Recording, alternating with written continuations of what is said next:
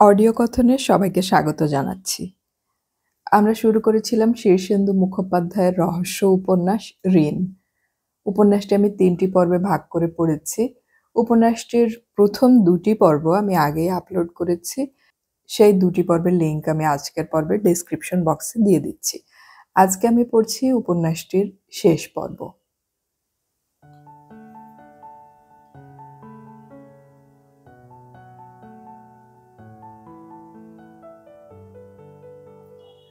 জয়িতা গেল। অনেকটা সময় নিয়ে চোখে মুখে জলের ঝাপটা দিল। তারপর আয়নায় নিজের মুখখানার দিকে কিছুক্ষণ চেয়ে রইল। মাত্র ২০ বছরের জীবন তাকে কত কিছু শেখাচ্ছে। বাইরের ঘরে এসে বসতেই সবর হাসল। এই তো, বেশ নর্মাল লাগছে আপনাকে। গুড। এবার সেই কথাটা বলুন। আপনি কি ভেবে দেখেছেন যে মিতালি দেবীকে খুনের পিছনে আরও একটা মোটিভ আছে? আমার? আরে না না, ঘাবড়াবেন না। আমি আপনাকে সন্দেহ করছি না, কিন্তু কথাটা খুব সঙ্গত কারণেই উঠতে পারে। আমি কেন খুন করব? করেন উনি, কিন্তু পাবলিক প্রসিকিউটর মে রেইজ আ কোশ্চেন। প্রশ্ন তুলতে পারে মিঠু মিত্রের উকিলও। সব দিক ভেবে রাখা ভালো। আমি কিছু বুঝতে পারছি না। বুঝিয়ে দিচ্ছি। আপনি মিঠুকে ভালোবাসেন, ঠিক তো? হ্যাঁ। ভালোবাসার জন্য মানুষ সব কিছু করতে পারে, স্বীকার করেন? হ্যাঁ। আপনি যখন মিতালি দেবীর বাড়িতে ছিলেন, তখন নিশ্চয়ই আপনারা দুই বোন অনেক বিষয়ে কথা বলতেন। হ্যাঁ, আমরা রাত ২টো-৩টে পর্যন্ত আড্ডা মারতাম। গুড। কী বিষয়ে কথা হতো আপনাদের?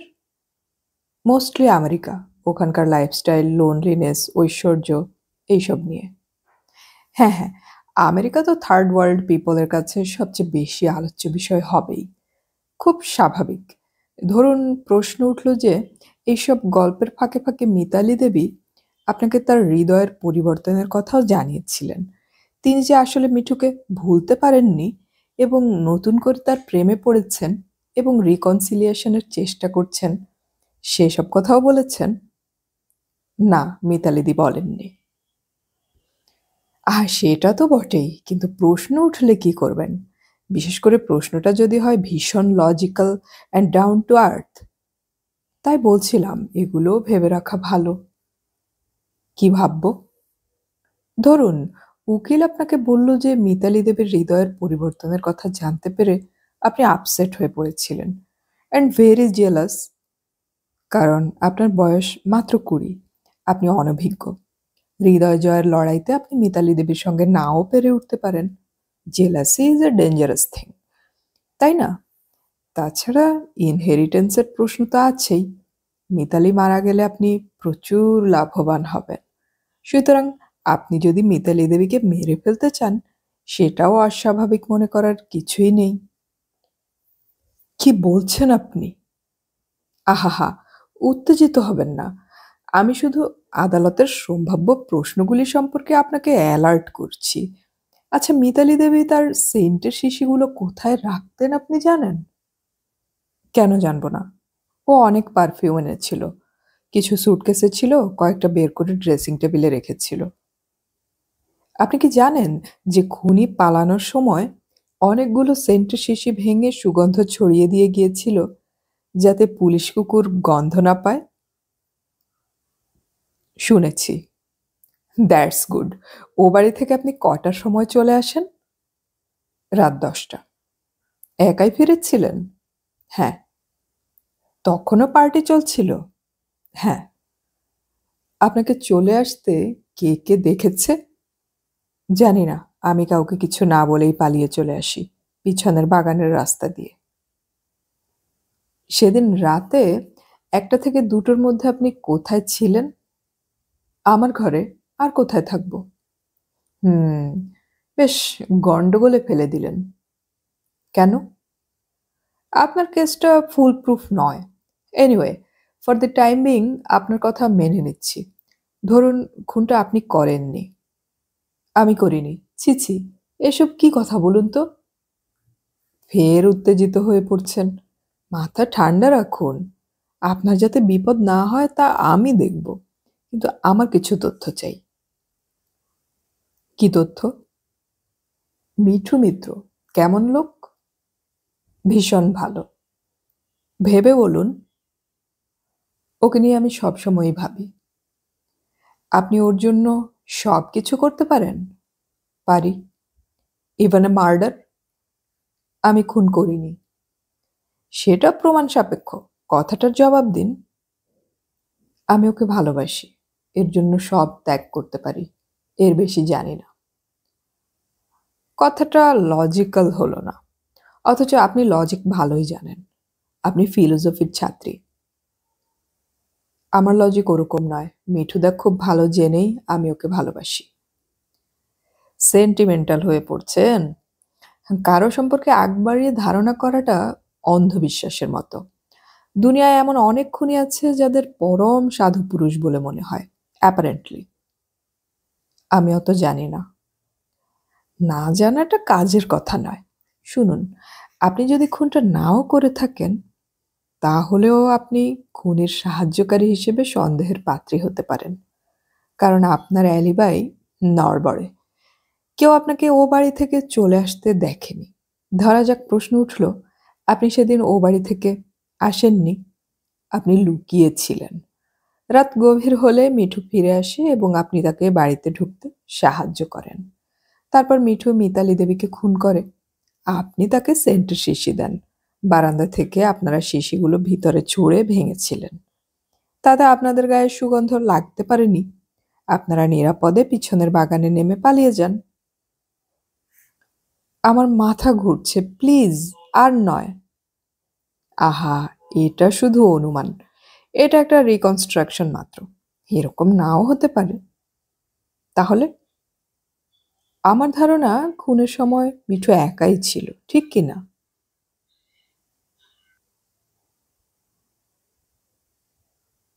আমাকে কেন টানাহেচড়া করছেন? যা হয়েছিল হয়েছিল। Past is past. মিতালির ব্যাপারে আমি কিচ্ছু জানি না। লেখাপড়া কতদূর? মাধ্যমিক। তাহলে তো তোমাকে শিক্ষিত বলতেই হয়। পাশ করেছিলে? জি। কোন ডিভিশনে? বললে বিশ্বাস করবেন? বলে কি লাভ? শুনি না। ফার্স্ট ডিভিশনে। বলো কি? অঙ্কে আর ইতিহাসে লেটার ছিল। ওরে বাস! জানতাম বিশ্বাস করবেন না। তবে সার্টিফিকেট আর মার্কশিট দুটোই আমার মায়ের কাছে আছে। মা ঠাকুরের আসনে তোশকের তলায় রেখে দিয়েছে। পড়াশুনো আর এগোয়নি? না। পড়ে কি হবে? কলেজে ভর্তি হয়েছিলে? তাও হয়েছিলাম, তবে কন্টিনিউ করিনি। কেন? পড়াশুনো ফালতু জিনিস। পড়ে উন্নতি করতে গেলে লোকে বুড়ো হয়ে যায়। অত সময় কি আছে? বটে। তা তুমি কিসে উন্নতি করতে চেয়েছিলে? মালটাল বেচতাম। কি মাল? সেসব স্যার পুরনো কাসুন্দি। ও ঘেটে লাভ নেই। এই কেসটায় ঝুটমুট আমাকে ধরেছেন আপনি। সেটা দেখা যাবে। মিতালিকে চিনতে? চিনব না কেন? সে আমার বউ ছিল। বিয়ে হয়েছিল? কালীঘাটে। রেজিস্ট্রি হয়নি? না, ও তখন মাইনর ছিল। তা তো বটেই। কতদিন একসঙ্গে ছিলে? 5-6 মাস হবে। তুমি ওকে মারধর করতে? না, মারবো কেন? তখন আশনাই চলছিল। আশনাই কেটে গেল কেন? মিতালি বিগড়ে গেল। ওয়ান ফাইন মর্নিং ঘুম থেকে উঠে বলল, আমি ফিরে যাচ্ছি। তুমি কি বললে? কি করব? হাই তুলে পাশ ফিরে শুলাম। আটকাবার চেষ্টা করলে না? কি লাভ? ভদ্রলোকের মেয়ে একটু টক ঝালের খোঁজে এসেছিল। টেকার বিয়ে নয়, জানতাম। তোমার জন্য ওর জীবনটা বরবাদ হয়ে গিয়েছিল জানো? কেন স্যার? আমি কি করলাম? আশনাই তো আমি একা করিনি। ওরও ভূমিকা ছিল। কোথায় বাসা করেছিলে? গোবিন্দপুর বস্তিতে। পরে মিতালি দেবীর আর খোঁজ করনি? খোঁজ আর কি আছে স্যার? পাড়ারই মেয়ে, সব খবরই পেতাম। বটে। মিতালি দেবীর যে বিয়ে হয়েছিল, উনি যে আমেরিকায় ছিলেন, সব জানতে? ঘ্যাম মেয়ে, সব জানতাম। তোমার হিংসে হতো না? না স্যার, হিংসে ফিংসে হয়নি। ওসব মেয়েকে আমার মতো লোকের জন্য শখ হয়েছিল, তাই কেটে এসেছিল। তারপর শখ মিটে গেল, কেটে গেল। মিতালি যে আমেরিকা থেকে ফিরে এসেছিল তা জানতে? কেন জানবো না? বরুণবাবু মারা গেলেন, তাও জানি। তুমি কি করো? চাকরি? কিছুদিন করেছিলাম ব্যাংকে ধোয়া মোছার কাজ, ক্যাজুয়াল স্টাফ। পোষালো না। ধূপকাঠি, লজেন্স, গেঞ্জি, আন্ডারওয়্যার এসবও বেচেছি, কিন্তু সৎ পথে কিছুই হলো না। এখন টুকটাক করি আর কি। অসৎ পথে? পুলিশ সব জানে স্যার, নতুন কিছু নয়। মিতালি দেবীর সঙ্গে এবার তোমার দেখা হয়েছিল? হাসালেন স্যার। মিতালি আমাকে পাত্তা দেবে কেন? Past is past. মিঠু মিত্রকে চেনো? মিতালির হাজব্যান্ড তো। চিনি স্যার। কিরকম চেনো? খুব ভালো লোক স্যার। ট্যাক্সির জন্য লোনটা তো উনিই বের করে দিয়েছিলেন। তোমার ট্যাক্সি আছে নাকি? ছিল স্যার, গত মাসে বেচে দিয়েছি। মিঠু মিত্র তোমাকে চিনতো? মানে, তোমার সঙ্গেই যে মিতালি পালিয়ে গিয়েছিল তা জানতো? কেন জানবেন না? জেনেও তোমাকে হেল্প করেছেন? হ্যাঁ, জেনেই করেছেন। মিতালি তো দুজনের কাছ থেকেই ভেগেছে স্যার। আমরা লড়ে কি করব? মিঠু মিত্র তাহলে তোমার মধ্যে ভালো লোক? জি। তুমি জি বলছো কেন? হিন্দি ছবিতে বলে, তাই এসে যায়। ধরো যদি তোমাকে বলি মিঠু মিত্র কোনো কাজ করতে বললে তুমি কি করবে? করব স্যার। যদি একটা খারাপ কাজ করতে বলে? খারাপ নানা রকমের হয়। ভদ্রলোকের চোখে খারাপ, পুলিশের চোখে খারাপ, কেরানির চোখে খারাপ। সব খারাপই তো একরকম নয় স্যার। ওজন করে দেখতে হবে। তুমি তো ফিলোসোফার দেখছি। জি। পড়াশোনা করলে উন্নতি করতে পারতে। পাস্ট ইজ পাস্ট, ছেড়ে দিন। ছাড়লাম। নিশ্চয়ই জানো যে মিতালি দেবী খুন হয়েছে। জানি, স্যাড কেস। কিভাবে জানলে?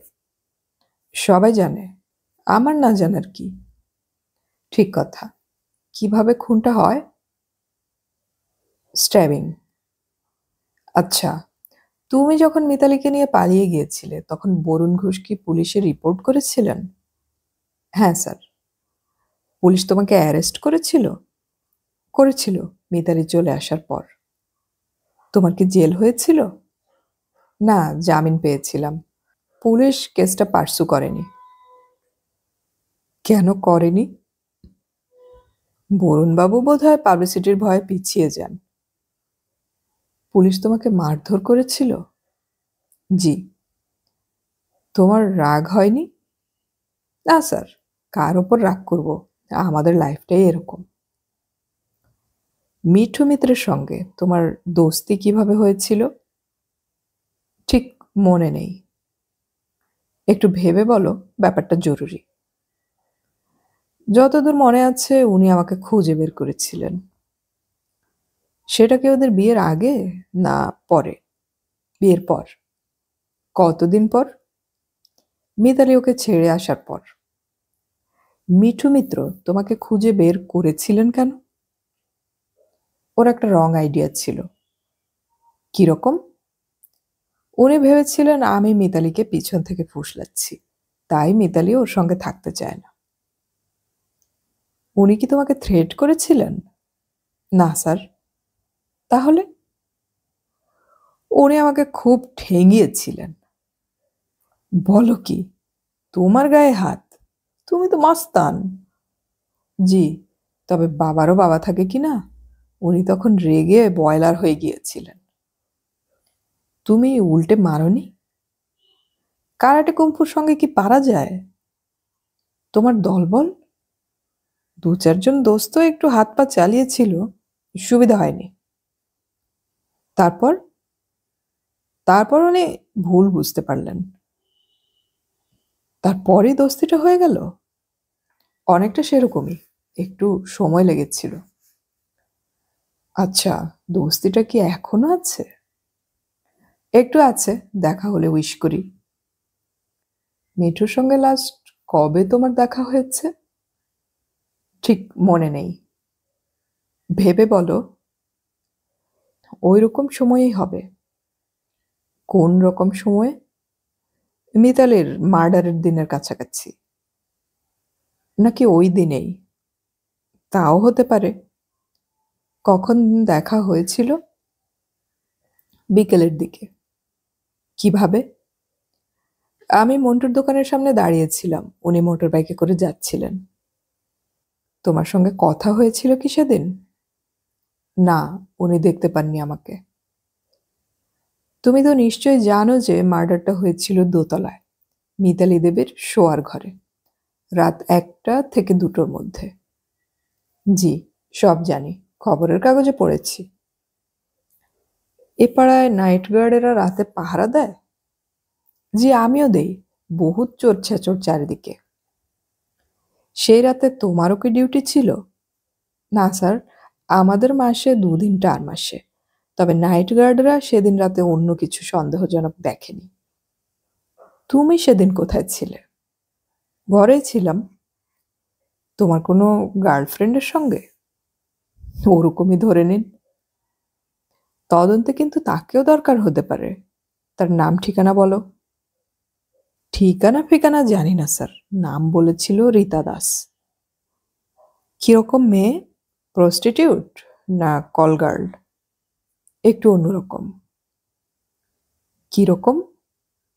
একটু হায়ার ক্লাস। তোমরা কোথায় ছিলে? 45 নম্বর বাড়ির পিছন দিকে আমার ঠেক, সেখানেই ছিলাম। মেয়েটা কোথায়? নেই, পরদিন সকালে উঠে দেখি হাওয়া। হাওয়া? তোমাকে বলে যায়নি? না স্যার, রাত্রিরে আমার ঘুমটা একটু গাঢ় হয়, টের পাইনি। তার সঙ্গে কবে তোমার প্রথম দেখা হয়? 2 দিন আগে। কি রকম ভাবে দেখা হয়েছিল? আমি একটু আধটু ড্রিঙ্ক করি একটা দেশি মদের আস্তানায়, সেখানেই। কে আলাপ করেছিল, তুমি না ও? মেয়েটাই। বারটা কোথায়? বার নয় স্যার, ঠেক, কাছেই, ভবানীপুরে। তাকে আগে কখনো দেখেছ? না। একটু ছোটখাটো ছিপছিপে চেহারা কি? হ্যাঁ, আপনি চেনেন স্যার? চিনি বলেই মনে হচ্ছে। এবার খুব ভালো করে ভেবে জবাব দাও। সেদিন, অর্থাৎ মিতালি দেবীর খুনের দিন, তুমি কখন ড্রিঙ্ক করতে শুরু করেছিলে? রাত 8টার পরেই সাধারণত আমি খাই। ঘরে বসে খাচ্ছিলে? হ্যাঁ। মেয়েটাও কি খাচ্ছিল? একটু আধটু। কখন শুতে গিয়েছিলে? ঘড়ি দেখিনি, তবে সেদিন মালটা বেশি টেনে ফেলেছিলাম স্যার। সময় বলতে পারবে না? বোধহয় ঘন্টাখানেকের মধ্যেই ঘুমিয়ে পড়েছিলাম। রীতা একটা পাঞ্চ তৈরি করেছিল, দারুণ জিনিস। পাঞ্চ? হ্যাঁ, 2-3 রকমের মদ মিশিয়ে।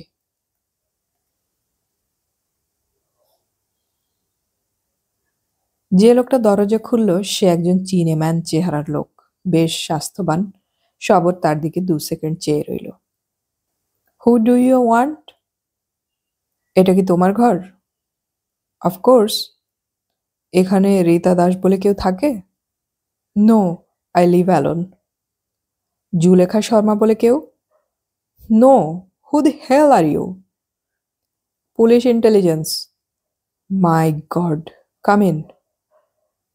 ঘরে ঢুকে সবার চারদিকে চেয়ে দেখে নিল। বোর্ডিং হাউসের ঘর যেমন হয় তেমনই, 10 বাই 12 মাপেরই হবে।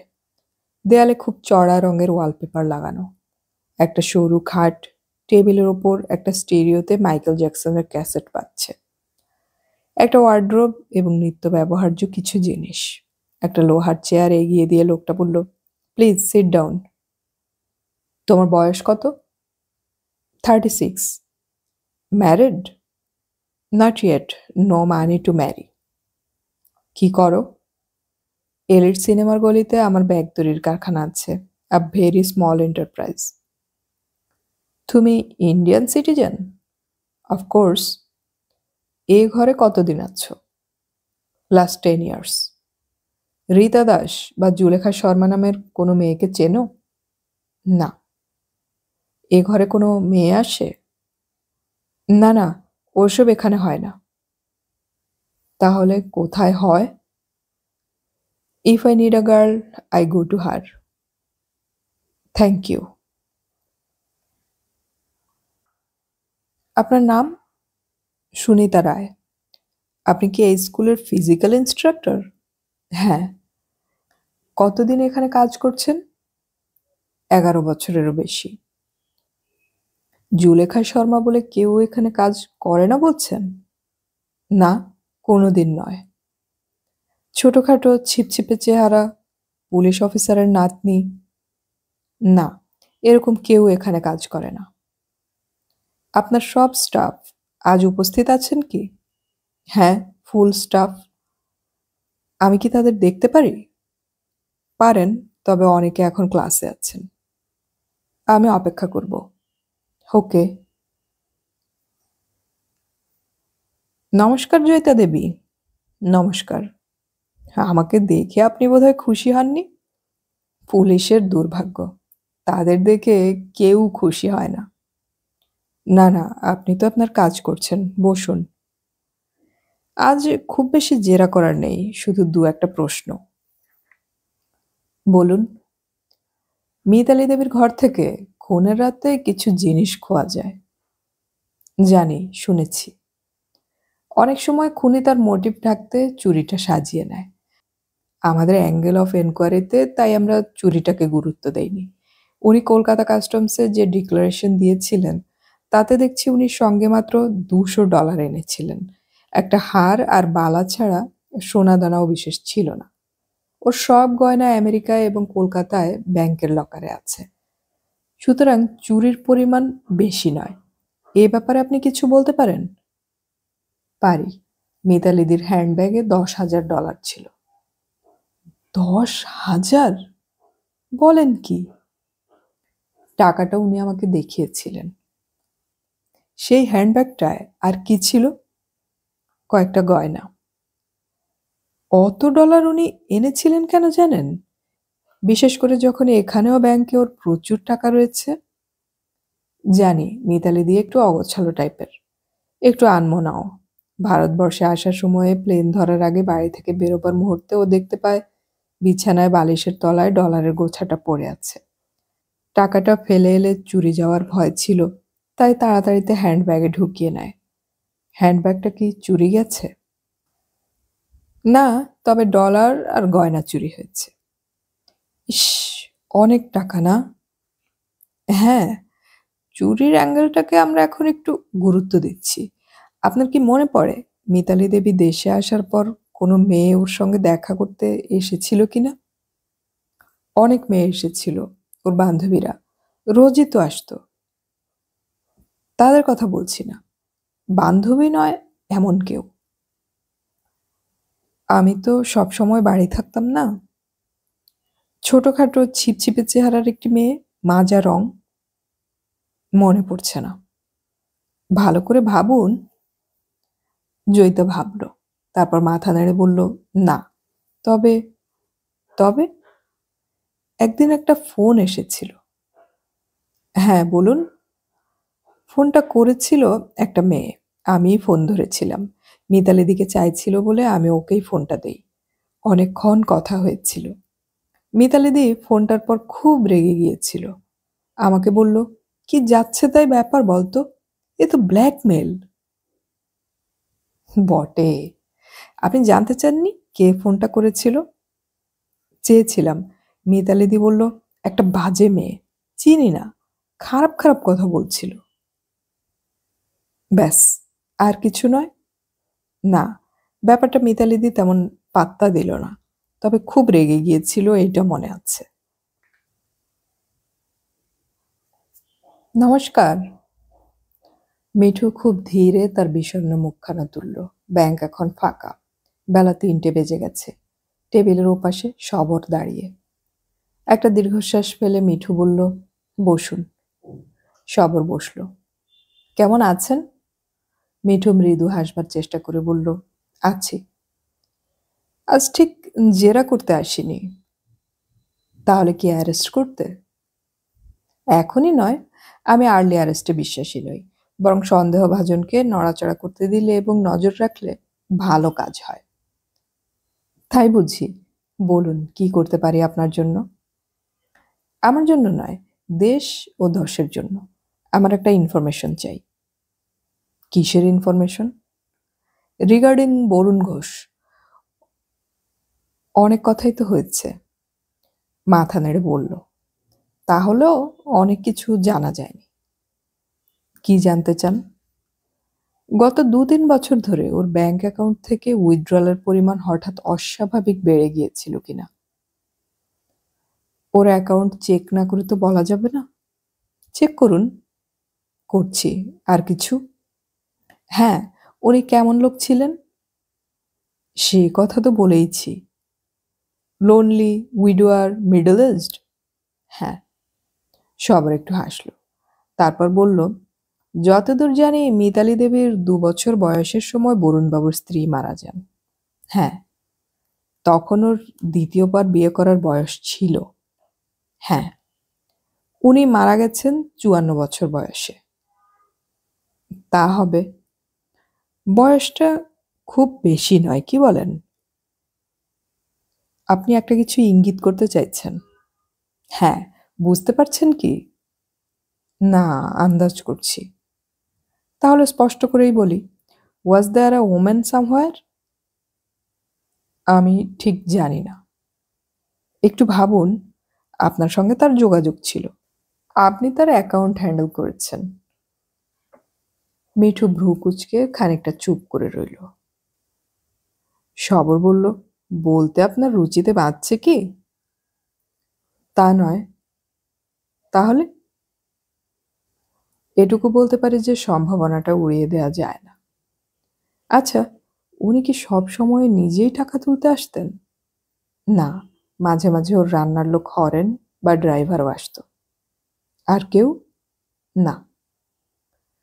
দেখুন, কেসটা সিরিয়াস একটা টার্ন নিচ্ছে।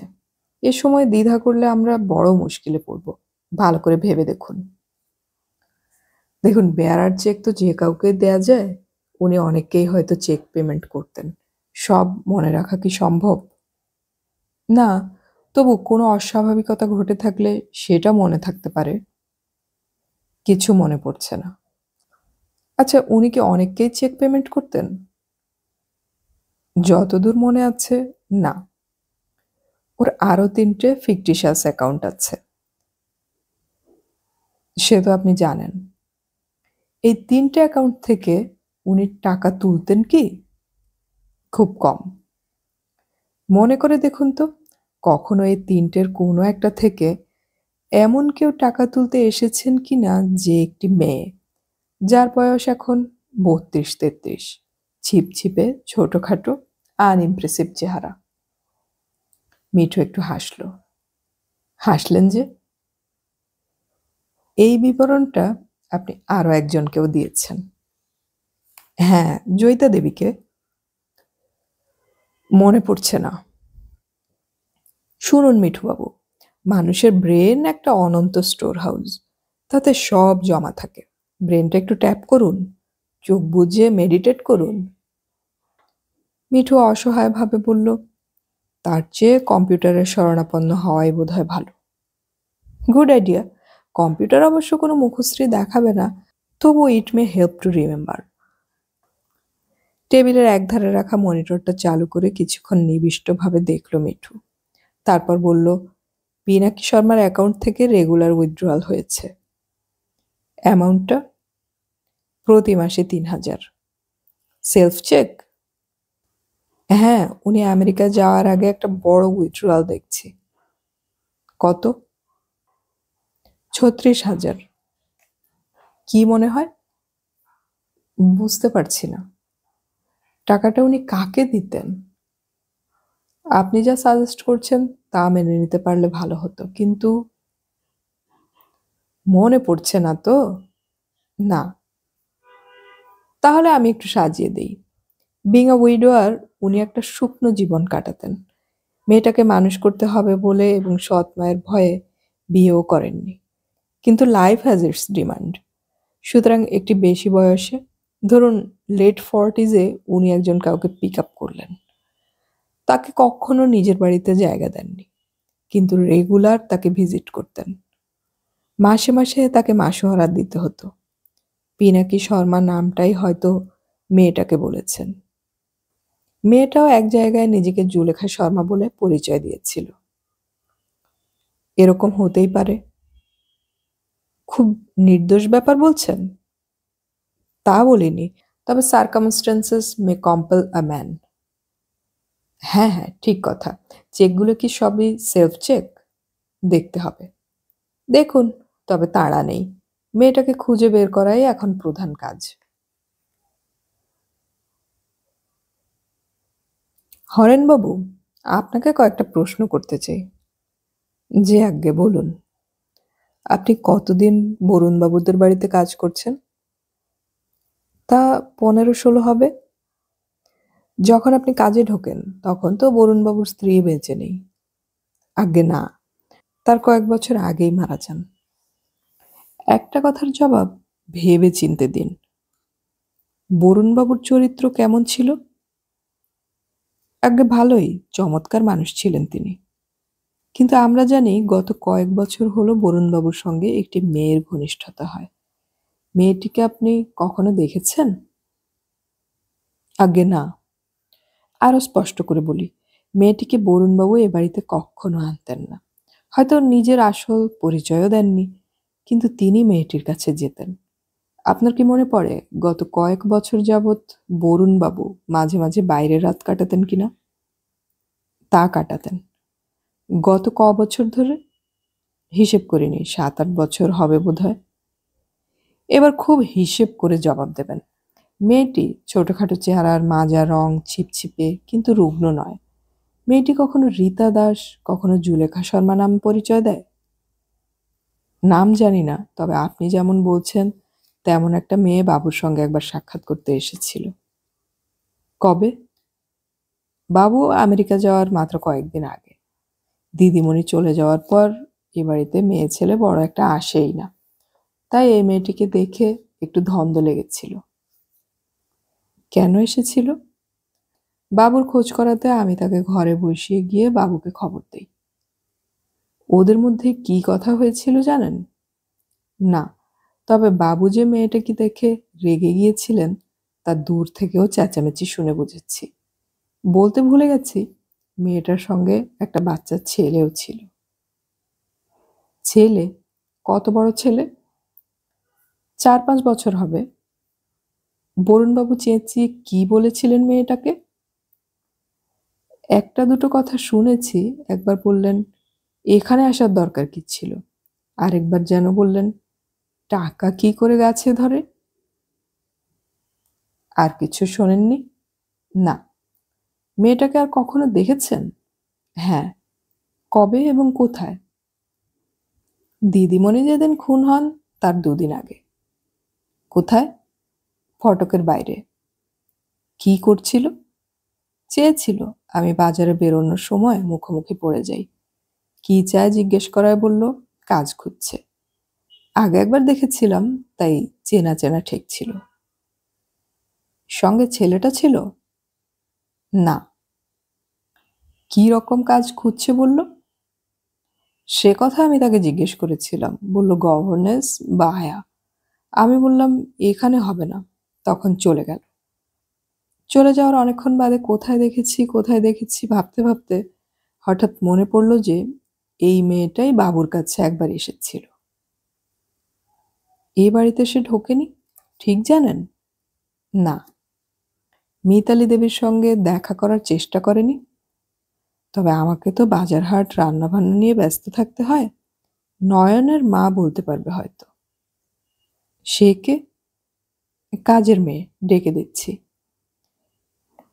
নয়নের মা রোগা, কালো, মধ্যবয়স্কা, খুব পান খায়। সব শুনে টুনে বলল এসেছিল। কবে? ওই সর্বনেশে ব্যাপার যেদিন হয় তার আগের দিন দুপুরে দিদিমণি তাকে দূর দূর করে তাড়িয়ে দেয়। কোনো ঝগড়াঝাটি হয়েছিল? না, মেয়েটা নিচের ঘরে বসেছিল, দিদিমণি নেমে এসে দেখা করলেন। দু চারটে কথার পরই ওপর থেকে শুনলাম দিদিমণি চিৎকার করে উঠলেন, বেরিয়ে যাও, বেরিয়ে যাও। আপনি চেঁচামেচি শুনে নেমে এলেন না? না, ঝাড়পোছ করছিলাম। ভাবলাম সাহায্য টাহায্য চাইতে এসেছে, কত লোকই তো আসে। দিদিমণি কিছু বলেছিলেন আপনাকে? না, একটু থমথমে মুখ করে ছিলেন কিছুক্ষণ, তারপর আবার সব ঠিক হয়ে গেল। আর কিছু কি মনে পড়ছে? না। মেয়েটা ধমক খেয়ে উল্টো কিছু বলেছিল? না, আমি দোতলা থেকে দেখলাম গট গট করে বেরিয়ে গেল। পোশাকটা মনে আছে? সাদা চুড়িদার।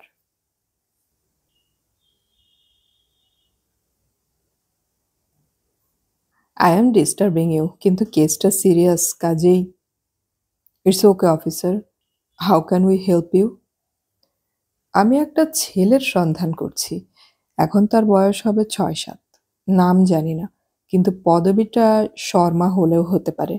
বাবার নামও জানি না, তবে দেয়ার ইজ এ পসিবিলিটি যে বাবার নাম পিনাকি শর্মা। আপনাদের রেকর্ডটা কনসাল্ট করবেন? নো প্রবলেম, আপনি বসুন, আমি আসছি। হেডমিস্ট্রেস উঠে গেলেন। সবর বসে রইল, অন্ধকারে ঢিল ছোড়া। তবু লেগেও যায় অনেক সময়। মেরিজ স্কুল নামটা যখন জুলেখার মুখে এসেছে, তখন হলেও হতে পারে ওর ছেলে এই স্কুলে পড়ে। হেডমিস্ট্রেস 15 মিনিটের মধ্যেই ফিরে এলেন, মুখে একটু উদ্বেগ। ইয়াস অফিসার, ক্লাস 2-তে 2জন শর্মা আছে, টুইন ব্রাদার্স, কিন্তু ওদের বাবার নাম সুজিত শর্মা। মিস্টার শর্মা প্যারেন্টস মিটিংয়ে আসেন, তাকে আমরা চিনি। সবার মাথা নেড়ে বলল, না, এরা নয়। Then we are sorry. সবার উঠতে যাচ্ছিল, তারপর মাথায় বজ্রাঘাতের মতো একটা কিছু চমকে গেল। কি বোকা সে! Madam? Yes officer. I am making a mess of things, কিন্তু দয়া করে আমাকে আর একটা ইনফরমেশন দিন। বলুন। ছেলেটার পদবি সম্ভবত ঘোষ, বাবার নাম বরুণ ঘোষ। নিশ্চয়ই, বসুন, আমি চেক করে আসছি। 15 মিনিট যেন 15 ঘন্টার মতো কাটল। হেডমিস্ট্রেস ফিরে এলেন। Yes officer, he is in class 2, Pritish Ghosh. বাবা বরুণ ঘোষ, মা দোয়েল ঘোষ। ঠিকানা 20A/6 হরিশ চ্যাটার্জি লেন। সব ওর চিরকুটটা পকেটে রেখে বলল, thank you madam, you are always welcome.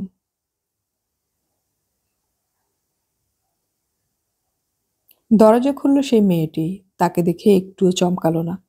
চোখে চোখ রেখে একটু চেয়ে রইল, তারপর দরজাটা ছেড়ে দিয়ে বলল, আসুন। চিনতে পারছেন? পারছি, জানতাম আপনি আসবেন। গলির মধ্যে একটা পুরনো বাড়ির একতলায় ছোট্ট বাসা।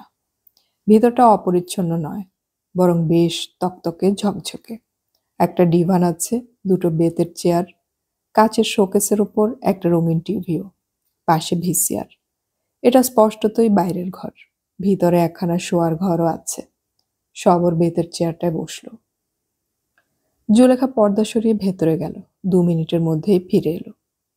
বসুন, কথা আছে। জুলেখা ওরফে রীতা ওরফে দোয়েল ডিভানটায় বসল, একটু জড়সড়। আপনার আসল নামটা শুনি। দোয়েল। বরুণ ঘোষের সঙ্গে পরিচয় কবে হয়েছিল? প্রায় 9 বছর আগে। উনি নার্সিং হোমে ভর্তি হয়েছিলেন একটা চেক আপের জন্য। Bronchial carcinoma suspected. খুব অসুস্থ ছিলেন। আমি তখন ওখানে আয়া ছিলাম। তখনই ঘনিষ্ঠতা হয়? হ্যাঁ, উনি আমাকে খুব পছন্দ করতেন, আমিও তাকে। And that's that? তখন আমার বয়স 24-24, ওর mid-40s। Widower, we felt for each other. তারপর? উনি ভালো হয়ে গেলেন, ক্যান্সার হয়নি। তখন ওর মেয়ের বিয়ে কি হয়ে গেছে? অসুখের পরেই মেয়ের বিয়ে হয়, ডিভোর্স হয়। মেয়ে চলে যায় আমেরিকায়। তখন ভীষণ লোনলি। আমাকে ওর খুব দরকার হতো। বন্দোবস্তটা কিরকম ছিল? উনি এ বাড়ির এই অংশটা লিজ নিয়েছিলেন আমার নামে। 10 বছরের লিজ। মাসে মাসে 2,000 টাকা মাসোহারা দিতেন। এখানেই আপনাদের দেখা সাক্ষাৎ হতো? হ্যাঁ। এর আগে আপনি কোথায় থাকতেন? আমার মায়ের সঙ্গে, মমিনপুরে। আপনার মা এখনো সেখানে আছেন? না, মারা গেছেন। সেই বাড়িটা? ওটা ভাড়া বাড়ি। আমার দাদা থাকে। তার সঙ্গে আমার সম্পর্ক নেই।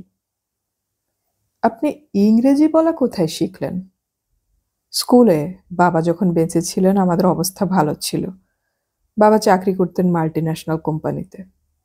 তিনি মারা যাওয়ার পর আমরা ভীষণ খারাপ অবস্থায় পড়ি। পড়াশুনো ছাড়তে হয়, চাকরি নিতে হয়। তাও আয়ার চাকরি এবং ক্যাজুয়াল। দাদা বাড়ি থেকে তাড়াতে পারলে বাঁচে। তারও অবশ্য অবস্থা খারাপ ছিল। বরুণবাবুকে আপনি বিয়ের প্রস্তাব দিয়েছিলেন? বহুবার। বিয়ে হলো না কেন? উনি লোকনিন্দার ভয় পেতেন। একবার রাজি হতেন, আবার নানা টালবাহানা করে পিছিয়ে যেতেন। বিয়ে না করেই সন্তান হলো? হ্যাঁ, উনি অ্যাবর্শন করাতে চেয়েছিলেন। আমি রাজি হইনি। ভেবেছিলাম বাচ্চা হলে হয়তো বিয়েতে রাজি করাতে পারবো। উনি রাজি হননি? না, ওই তো বললাম, খুব দোনমনো করতেন। আমি ওর ছেলের মা। আমি ভীষণ ইনসিকিউরিটি ফিল করতাম। উনি টাকা পয়সা দিয়ে কম্পেনসেট করতে পারতেন তো। টাকা পয়সার ব্যাপারে উনি খুব উদার ছিলেন না। উনি যা দিতেন তাতে চলতো না। ছেলে হওয়ার পর খরচ তো বেড়েছিল। বিয়ের জন্য চাপ দিতাম বলে উনি ক্রমে ক্রমে আমার উপর বিরক্ত হয়ে উঠেছিলেন। আমি আপনার অবস্থাটা বুঝতে পারছি। উনি কি ছেলেকে ভালোবাসতেন? বাবা যেমন ছেলেকে ভালোবাসে তেমন নয়, তবে বোধহয় মায়া একটু ছিল। আদর টাদর করতেন। তারপর? উনি মেয়ের কাছে আমেরিকায় গেলেন 1 বছরের জন্য। আমাকে মাত্র 20,000 টাকা দিয়ে গিয়েছিলেন। আমার ছেলের স্কুলের বেতনই মাসে 150 টাকা। আরও খরচ আছে। আমি ফের আয়ার চাকরি শুরু করেছিলাম। কিন্তু বাজার খারাপ। আয় সামান্যই হতো। আপনি কি ওকে ব্ল্যাকমেল করতেন? ব্ল্যাকমেল? না, কথাটা তখন মাথায় আসেনি। উনি একটা ডায়েরিতে ব্ল্যাকমেল করার কথা লিখে গেছেন। অবশ্য তাতে আপনার নাম নেই। ব্ল্যাকমেল নয়, তবে উনি আমেরিকা যাওয়ার আগে অনেকদিন আমার কাছে যাওয়া বন্ধ করেছিলেন। আমি ভয় পাচ্ছিলাম উনি হয়তো আমার সঙ্গে সম্পর্ক রাখবেন না। বাধ্য হয়ে আমি ওর কাছে যাই। ওর বাড়িতে যাওয়া বারণ ছিল আমার। বাধ্য না হলে যেতাম না। আমার একার জন্য তো নয়, ছেলেটাকেও তো দেখতে হবে। উনি আমাকে দেখে খুব রেগে যান। আমি টাকা পয়সার কথা বলাতে উনি বলেন, তুমি আমাকে ব্ল্যাকমেল করতে এসেছো? এটা কি ব্ল্যাকমেল আপনি বলুন? না। তারপর বলুন। শেষ অবধি উনি 20,000 টাকা দিয়েছিলেন। তারপর? উনি আমেরিকা চলে যাওয়ার পর আর যোগাযোগ ছিল না। উনি আমাকে চিঠি লিখতেন না কখনো। আমার তো লেখা বারণই ছিল। 1 বছর বাদে উনি ফিরে আসার পর আমার সঙ্গে দেখা করেন। দেখলাম খুব নরম হয়ে পড়েছেন। আমার প্রতি যেন একটা টানও হয়েছে। সেই দুর্বলতার সুযোগে আমি ফের বিয়ের কথা তুললাম। উনি নিমরাজি ছিলেন, তবে চিন্তা ছিল বিষয় সম্পত্তি নিয়ে। বিয়ে করলে প্রীতিশ ওর সম্পত্তির মস্ত ভাগীদার হয়ে দাঁড়াবে। সেটা উনি যেন খুব একটা পছন্দ করছিলেন না। তবে শেষ অবধি রাজি হয়েছিলেন। এমনকি ওর কথা মতো আমি একজন ম্যারেজ রেজিস্ট্রারের সঙ্গেও যোগাযোগ করে নিয়মকানুন জেনে আসি। কিন্তু উনি হঠাৎ করে মারা যাওয়ায় সব ভেস্তে যায়। মিতালি দেবীর সঙ্গে আপনি যোগাযোগ করেছিলেন কি এসব কথা জানানোর জন্য? হ্যাঁ, আর 1 বছর পর এ বাড়ির লিজ শেষ হয়ে যাবে। আমার মাসোহারা বন্ধ। চাকরি থেকে হাতে টাকা পয়সা আসছে না। আমি কি করতে পারি বলুন তো? আমার ছেলে অবৈধ সন্তান আমি জানি, কিন্তু ধর্ম তো ওরই সন্তান। ও কেন অন্যায়ভাবে বঞ্চিত হবে? সেই জন্য আমি প্রথমে ওকে টেলিফোনে সব খুলে বলার চেষ্টা করি। উনি ভীষণ উত্তেজিত হয়ে পড়েন, আমাকে উল্টে গালাগাল করেন। আপনি কল গার্লের জীবিকা কবে বেছে নেন? মাথা নিচু করে একটু চুপ করে থেকে দোয়েল মাথা তুলে বলল, উনি আমেরিকা যাওয়ার প্রায় 7-8 মাস পর। কল গার্ল নয়, আমি নার্সিংহোম থেকে একজন মধ্যবয়স্ক পেশেন্টের সঙ্গে তার বাড়ি যাই, সেখানেই শুরু। তবে ইচ্ছে হতো না, বাধ্য হয়েই। সমীরণ বা পান্টুর কেসগুলো কি? পান্টুর সঙ্গে এক রাত্রি ছিলাম, for access to that house. কি চেয়েছিলেন? শেষবার চেষ্টা করেছিলাম মিতালির কাছ থেকে কিছু সাহায্য পেতে। ও আমাকে অপমান করে বাড়ি থেকে বের করে দেয়। তখন ঠিক করি চুরি করব। চুরির পক্ষে কি পার্টির দিনটাই প্রশস্ত ছিল? হ্যাঁ, অনেক লোকের ভিড়ে আমি ঢুকে যেতে পারবো বলে বিশ্বাস ছিল। পান্টু যে মিতালের প্রাক্তন প্রেমিক, জানতেন? জানতাম, বরুণবাবুর কাছে সব শুনেছি। সমীরণের সঙ্গে কিভাবে এবং কেন জুটে গিয়েছিলেন? খনিকা, অর্থাৎ ওর গার্লফ্রেন্ডকে আমি অনেকদিন চিনি। কিছুদিন ওর বাচ্চার বেবি সিটিংও করেছি। ওই সময়ে আমি ওদের বাড়িতে ওর বাচ্চা রাখছিলাম। খনিকা সমীরণের উপর রাগ করে চলে আসায় আমি ঠিক করি সমীরণের সঙ্গে থাকব, তাতে খানিকটা ইনফর্মড থাকা যাবে। এবার আসল কথায় আসুন দোয়েল দেবী। দোয়েল এই প্রথম একটু হাসলো। হাসলে মুখখানা ভারী সুন্দর দেখায়, লক্ষ্য করল সবর। পার্টির রাতে আমি দোতলায় উঠি। কিভাবে? পিছনের বাগান দিয়ে, খুব সোজা। বলুন। দোতলার ঘরে ঢুকে চারদিক খুঁজে হ্যান্ডব্যাগটা পেয়ে যাই। রাত তখন কটা? 9:30 থেকে 10:30 মধ্যে। খুব রিস্ক ছিল না? ছিল। তারপর? $10,000 ছিল। টাকাটা আর দুটো গয়না সরিয়ে ফেলি। কিন্তু? জানি আপনি কি শুনতে চান, কিন্তু আপনাকে হতাশ হতে হবে। রাত 10টার পর আর আমি ও বাড়িতে ছিলাম না। খুনটা আমি করিনি মিস্টার দাশগুপ্ত। সবর স্থির দৃষ্টিতে চেয়ে রইল দোয়েলের দিকে। দোয়েল চোখ সরালো না, সমানে সমানে তাকিয়ে থেকে বলল, আমি আমার ছেলের স্বার্থে ওই অপরাধটুকু করেছি। চুরি বললে চুরি, আইন আমার পক্ষে নেই, কিন্তু ধর্ম তো ন্যায্য তো আমার এবং আমার ছেলের কিছু পাওনা হয়। $10,000 এমন বেশি কিছুও নয়। বরুণবাবুর স্ত্রী হতে পারলে আমার পাওনা অনেক বেশি হতে পারত। আপনি কি আমাকে অ্যারেস্ট করবেন? আপনার অ্যালিবাই আছে? খুনের সময় রাত 1টা থেকে 2টোর মধ্যে? ও সময় সবাই ঘুমায়। কে সাক্ষী দেবে বলুন? আপনি কোথায় ছিলেন? দোয়েল একটা শ্বাস ফেলে বলল, আপনাকে আবার হার মানতে হবে, কারণ আমার ফুল প্রুফ অ্যালিবাই আছে। কিরকম? সেদিন $10,000 পেয়ে আমার খুব আনন্দ হয়েছিল। ফিরে এসে আমি পাশের ফ্ল্যাটের বউদের সঙ্গে অনেকক্ষণ গল্প করি। ওরা মাঝে মাঝে আমার ফ্ল্যাটে ভিসিআর এর ছবি দেখতে আসে। সেই রাতে ওদের পুরো পরিবার আর আমি এই ঘরে বসে রাত 11টা থেকে ভোর 4টে অবধি দুটো বাংলা আর একটা হিন্দি সিনেমা দেখেছি। আপনি খোঁজ করলেই জানতে পারবেন। আরও বলি, পাড়ার আরও দুটো মেয়েও সেই রাতে আমার ঘরে বসে ছবি দেখেছে। Quite a crowd. সবর মাথা নেড়ে বলল, বুঝেছি। চুরির জন্য আপনি আমাকে অ্যারেস্ট করতে পারেন, কিন্তু খুনের জন্য নয়। খুনিকে আপনার আরও একটু খুঁজতে হবে। আমি আপনাকে অ্যারেস্ট করছি না। তাহলে? আমি আপনার সঙ্গে একটা বাণিজ্য করতে চাই, সিম্পল বার্টার। কি বলুন? Live a clean life. যা করেছেন করেছেন, আর নয়। দোয়েলের চোখ ভিজে গেল। কে নোংরা জীবন কাটাতে চায় বলুন? যা করেছি ছেলের স্বার্থে, মা হয়ে। ছেলের জন্য মা সব পারে, পারে না বলুন? তবে আর নয়, কথা দিচ্ছি।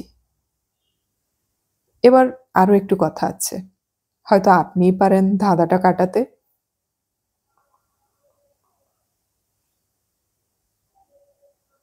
সে পালাতে পারবে না জানতো, তবু দৌড়চ্ছিল, প্রাণপণে দৌড়চ্ছিল গলি থেকে গলিতে, আরও গলিতে। এসব অলিগলি তার মুখস্থ, হাতের তেলোর মতো চেনা। কোন দিক দিয়ে বেরোতে হবে সে জানে। পিছনে মাত্র এক জোড়া পাই দৌড়ে আসছে। শবর দাশগুপ্ত, লালবাজারের টিকটিকি। ওর কাছে পিস্তল আছে, ইচ্ছে করলেই চার্জ করতে পারে, করছে না। পিস্তল তার কাছেও আছে, ইচ্ছে করলে সেও চার্জ করতে পারে, করছে না, করে লাভ নেই। তবু সে দৌড়চ্ছে কেন? পালাচ্ছে না, সে পালাতে চাইলে পারবে, কিন্তু তা নয়। সে দৌড়াচ্ছে নিজের হাত থেকে নিজেকে ছাড়াতে। না, ঠিক বোঝা যাবে না, কেউ বুঝবে না। এই অবদ্ধ জীবন তার কত কি কেড়ে নিয়েছে, তার কত কি চলে গেছে ভেসে সময়ের জলে। সামনে ডান হাতে একটা কানাগলি, সে ডান দিকেই ফিরল, দৌড়তে লাগলো। তারপর সোজা গিয়ে ঠেকলো দেয়ালটায়, থামলো, ধীরে ধীরে ঘুরে দাঁড়ালো। দেয়ালে পিঠ রেখে হেলান দিয়ে দাঁড়িয়ে অপেক্ষা করতে লাগলো। শুনশান গলি, দূরে গলির মুখ, সেখানে শবর দাশগুপ্ত এসে দাঁড়ালো। না, পিস্তলে হাত দেয়নি, দূর থেকে তাকে দেখলো। তারপর ধীর পায়ে হেঁটে আসতে লাগলো তার দিকে। দুপুরের রোদ খাড়া হয়ে পড়েছে। শবরকে দেখাচ্ছে ছোটখাটো, পায়ের নিচে বেঁটে ছায়া। সেও পিস্তলে হাত দিল না, ফালতু। এখন আর এসব করে কি লাভ? শবর সামনে এসে দাঁড়ালো। পালালে কেন? পালালে কি ধরতে পারতেন? খামোখা এত দৌড়ানোর মানে হয়? হয়। এত সহজে ধরবেন, একটু গা ঘামবেন না, তা কি হয়? শবর একটু হাসলো। সহজে ধরেছি কে বলল? অনেক চক্কর খেতে হয়েছে। একটা কাজ করলেন, আপনার মতে ভালো কাজ, পরিশ্রম তো সার্থক। তুমি তো বেশ কথা বলো। পিস্তলটা চাইলেন না? না, তুমি আমাকে গুলি করবে না জানি। কেন করব না? তুমি বুদ্ধিমান বলে। আমাকে মারা যায়, কিন্তু সিস্টেমকে কি মারতে পারবে? অতীতকে মারতে পারবে? যা ঘটে গেছে তাকে মারতে পারবে? না, তাই চাইনি। আমি হিরো নই, লজিক্যাল। আপনিও বেশ কথা বলেন। শবর একটু হাসল, মৃদু স্বরে বলল, মেয়েটাকে মারলে কেন? মেয়েটার মরাটা দেখলেন, আমার মরাটা লক্ষ্য করলেন না? শবর ম্লান একটু হাসল, তাও দেখেছি। আমি কবে মরে গেছি জানেন? আরো 10 বছর আগে। শবর একটা দীর্ঘশ্বাস ফেলল। আপনি কি বিশ্বাস করেন স্যার আমি পালাচ্ছিলাম? না, পালাতে চাইলে তুমি এই কানাগলিতে ঢুকতে না, কিন্তু তুমি পালালে আমি খুশি হতাম। সে কিছুক্ষণ স্থির দৃষ্টিতে শবরের দিকে চেয়ে হঠাৎ ফুঁপিয়ে উঠল, দু হাতে মুখ ঢেকে ফেলল। কিছুক্ষণ সময় লাগলো সামাল দিতে।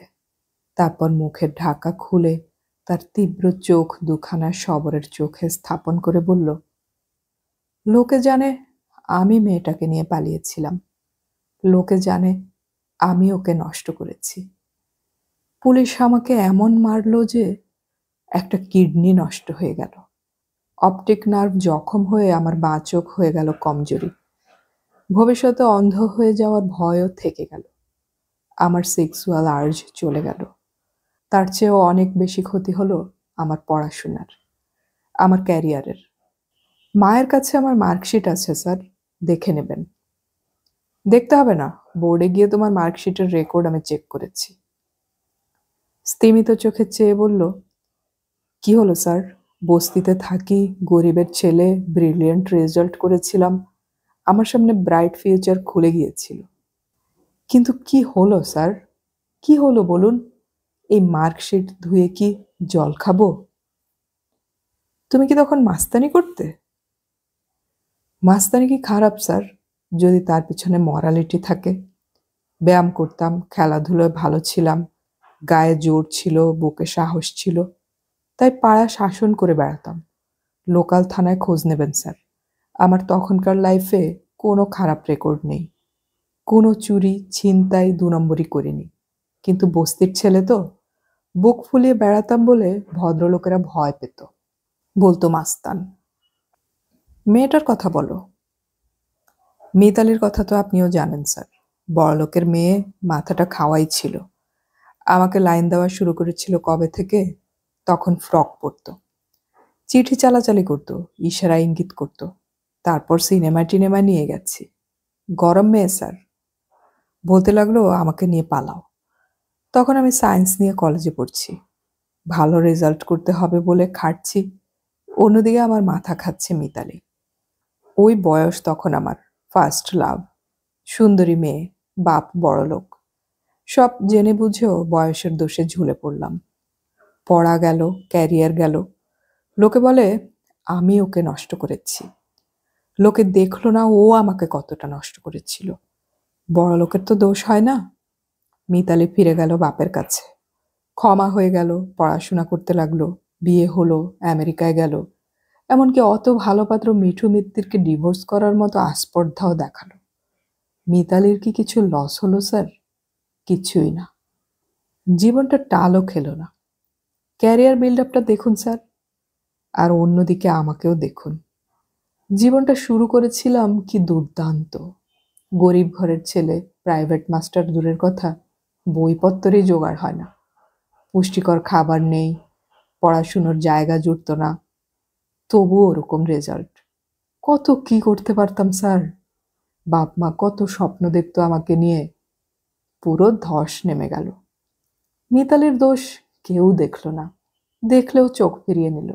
আর আমাকে প্রথম অপমানায় তাচ্ছিল্য করে গেল মিতালি, তারপর পুলিশ তুলে নিল। তারপর আপনি সব জানেন। জানি। আজ আমি পালাবো কেন স্যার? পালিয়ে কোথায় যাব? আমার হারানোর কিছু নেই। জিজ্ঞেস করছিলেন মেয়েটাকে মারলাম কেন? আপনি বুদ্ধিমান। কেন মারলাম তা কি বোঝেননি? হাসপাতালে পুরো 2 মাস থাকতে হয়েছিল, হাজতে 4 মাস। পুলিশ কেস দিলে আর কতদিন মেয়াদ হতো কে জানে। বরুণ ঘোষ বেশি চাপাচাপি করেনি পাবলিসিটির ভয়ে, তাই ছেড়ে দিয়েছিল। ছাড়া পেয়ে কি হলো স্যার? পাড়ায় সবাই দুয়ো দিত। পড়াশোনার আর্জ নষ্ট হয়ে গিয়েছিল আগেই, তার উপর শরীর। বাইরে থেকে ভিতরের ভাঙচুর দেখতে পাবেন না স্যার। বলছিলাম না মিতালি মরল সেদিন, আমি মারা গেছি অনেক আগে। কিন্তু একটা হিসেব তো মেটাতে হবে। ডিভোর্সের পর একদিন মিঠু মিত্তির আমাকে পিটিয়েছিল। আগেই বলেছি স্যার। বলিনি? হ্যাঁ বলেছ। কিন্তু মিঠু মিত্তির টের পেয়েছিল সে একটা মরা মানুষকে পেটাচ্ছে, তাই মিঠু মিত্তির আমার সঙ্গে ভাব করে নেয়।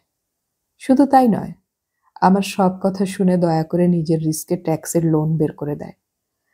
নিজের পকেট থেকে টাকাও দিত সময়ে সময়ে। আমরা দোস্ত হয়ে গিয়েছিলাম। মিঠু মিত্তিরকে কি করেছিল স্যার আপনাদের সুন্দরী বড়লোক মিতালি? মিঠু মিত্তিরের দোষটা কি ছিল বলবেন? তার জীবনটাও বরবাদ করে যায়নি কি ওই? যাক স্যার, আজ খারাপ কথা বলবো না। স্থির অপলক করুণ দুখানা চোখে চেয়ে রইল সবর, কিচ্ছু বলল না। হিসেবটা মেটানোর ছিল স্যার। আমার যে জীবনটা মিতালি কেড়ে নিয়েছে তা ফিরে দেওয়ার সাধ্য ছিল মিতালির? ছিল না স্যার। আমি বহু বছর ধরে তার দেশে ফেরার জন্য ওত পেতে অপেক্ষা করেছি। তুমি হয়তো জানো না, মিতালিও খুব হ্যাপি ছিল না। মিতালি হ্যাপি ছিল কি ছিল না তা জেনে আমার কি হবে স্যার? আমার একটা কিডনি নেই। আপনি জানেন না আমার সেক্স আর্জ চলে গেছে। পুরুষের পক্ষে কত যন্ত্রণার ব্যাপার বলুন। বিছানায় মেয়ে মানুষ, সে কিছুই করতে পারছে না। পাগলের মতো হয়ে যাচ্ছে পুরুষত্বহীনতায়। এই নষ্ট জীবন নিয়ে বেঁচে আছি কি মিতালিকে হ্যাপি দেখতে স্যার? আমি তো মহাপুরুষ নই। আপনাকে রীতা দাসের কথা বলেছি। যদি কখনো তাকে পান জিজ্ঞেস করবেন। সে আপনাকে বলবে কিভাবে সেক্সুয়াল আর্জের অভাবে আমি মাথা কুটেছি আর কেঁদেছি। সে বলেছে। বলেছে? যাক, বাঁচা গেল। আপনি তাহলে আমার জ্বালাটা একটু বুঝবেন। পার্টির দিন যখন ওরা ফুর্তি মারছিল, তখন আমি মরুভূমি বুকে নিয়ে দূর থেকে ওদের ঘরের আলো রোশনাই দেখেছি, মাতালের হল্লা শুনেছি। আপনাকে মিথ্যে কথা বলেছিলাম স্যার। সেই রাতে আমি মাতাল হইনি। জানি, বলো। রাত 12:30টায় আমি দোতলায় উঠি, পেছন দিক দিয়ে। ঘরে ঢুকি। মিতালি তখন মাতাল, জামা কাপড় খোলার চেষ্টা করছে। 2বার মেরেছিলাম, একটা আমার জন্য, একটা মিঠু মিত্তিরের জন্য। সবর হঠাৎ ডান হাতটা বাড়িয়ে বলল, এবার পিস্তলটা আমাকে দাও পান্টু। পান্টু একটু হাসল। সুইসাইড করব বলে ভয় পাচ্ছেন স্যার? আরে না, এখন সুইসাইড করে লাভ কি বলুন? আপনারও বদনাম হবে। লোকে বলবে শবর দাশগুপ্ত নিজেই পান্টুকে মেরে সুইসাইড কেস সাজিয়েছে। মরে আর কি হবে? মরা লোক কি দোবারা মরে স্যার? তবে জজ সাহেবকে বলবেন ওসব যাবজ্জীবন টিবন আমার ভালো লাগে না। ফালতু 14 বছর শুয়ে বসে থাকা। তার চেয়ে ঝটপট ট্রায়ালটা মিটিয়ে দিয়ে ফাঁসিতে যেন ঝুলিয়ে দেন। বলবেন স্যার? শবর একটু হাসল। অ্যারেস্ট করবেন না স্যার? শবর একটা দীর্ঘশ্বাস ফেলে বলল, পালাতে পারতে, কেন যে পালালে না? বললাম তো স্যার, কোথায় পালাবো? কার কাছ থেকে পালাবো? আমার ফিলোসফিটা আপনি বুঝতে পারছেন না স্যার? পারছি। পান্টু অধিকারী, ইউ আর আন্ডার অ্যারেস্ট। এটাই কি সেই দীর্ঘ চুমু? না, এটা অন্য, আরেক রকম, অনেক বিষণ্ণ, অনেক গভীর। জানি, আজ তো তুমি আর সেই তুমি নও। আজ তুমি অনেক বিষণ্ণ, কত গম্ভীর। আজ আমি অনেক গভীরও, তাই না? আমরা কি সুখী হব বলো না? কে জানে, কেউ তা বলতে পারে না। আমরা কোনো দিন তেমন সুখী হতে পারবো না বোধহয়। হ্যাঁ গো, একটা কথা বললে তুমি কি রাগ করবে? রাগ? ফুলশয্যার রাতে তাও কি হয়? শোনো, আমরা কেন সব ওদের দিয়ে দেই না? মিঠু নিবিড়ভাবে জয়িতার মুখের দিকে চেয়ে রইল। মুখে মিটিমিটি হাসি। মৃদু স্বরে বলল, কাকে দেবে? কি দেবে? দোয়েল তো আসলেই জ্যাঠামশাইয়ের বউই বলো। প্রীতিশ তো ছেলে।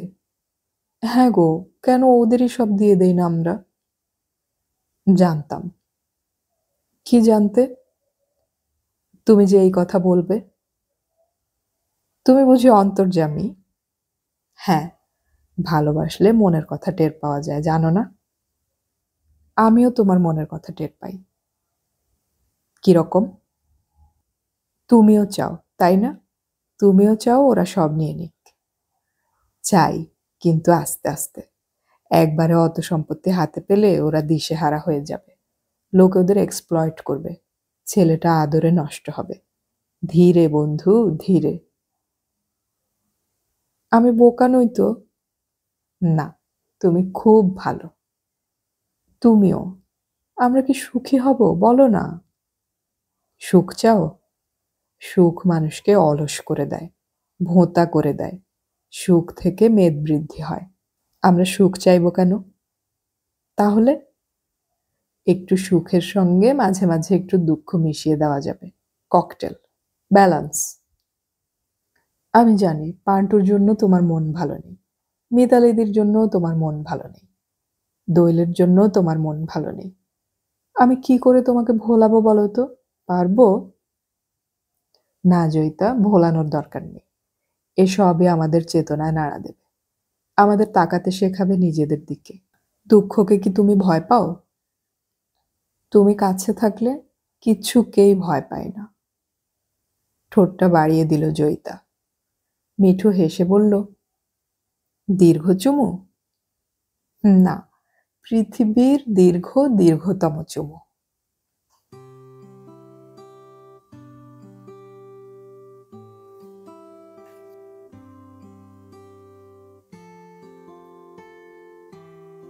এতক্ষণ আমি পড়ে শোনালাম শীর্ষেন্দু মুখোপাধ্যায়ের রহস্য উপন্যাস ঋণ এর শেষ পর্ব। অডিও কথনে আমাদের গল্প পাঠ ভালো লাগলে চ্যানেলটি সাবস্ক্রাইব করে রাখুন এবং বন্ধুদেরকে শেয়ার করুন। উপন্যাসটি আপনাদের কাছে কেমন লেগেছে তা কমেন্টে অবশ্যই জানাবেন। এরকম রহস্য উপন্যাস কি আপনারা আরো শুনতে চান কিনা সেটাও কমেন্টে জানাবেন। গল্পটি ভালো লাগলে লাইক দিতে অবশ্যই ভুলবেন না। গল্প পড়ি, গল্প শুনি, বাংলা গল্প ছড়িয়ে পড়ুক সবখানে।